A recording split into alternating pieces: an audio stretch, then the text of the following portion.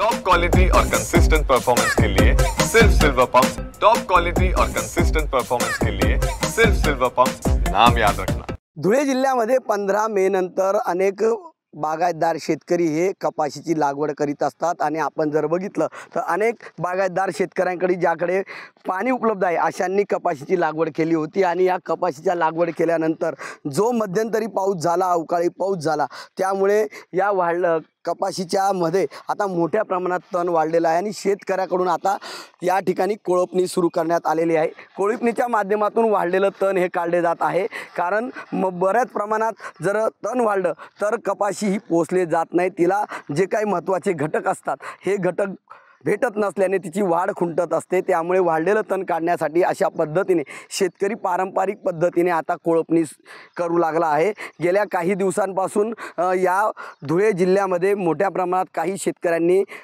कपाशीची पेरणी केली, मात्र त्यानंतर आलेल्या पावसामुळे या पेरण्या आता थांबलेल्या आहेत। मात्र ज्यांच्याकडे मुबलक पाणी होतं अशा शेतकऱ्यांनी पेरलेल्या कपाशीमध्ये तण वाढलेले आहेत आणि शेतीची कामं आता जोरात सुरू झाली असून शेतकऱ्यांकडून पारंपरिक पद्धतीने आता कोळपणी सुरू करण्यात आलेली आहे।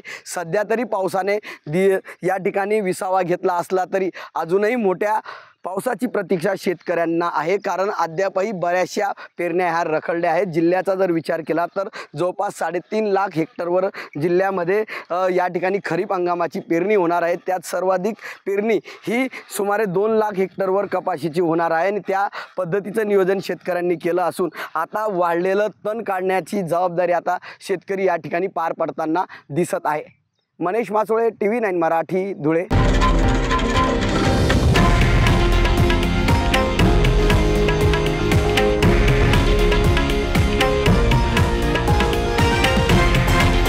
हे आहे देशातील नंबर 1 न्यूज नेटवर्क आणि आपण पाहत आहात TV9 मराठी, एकमेव।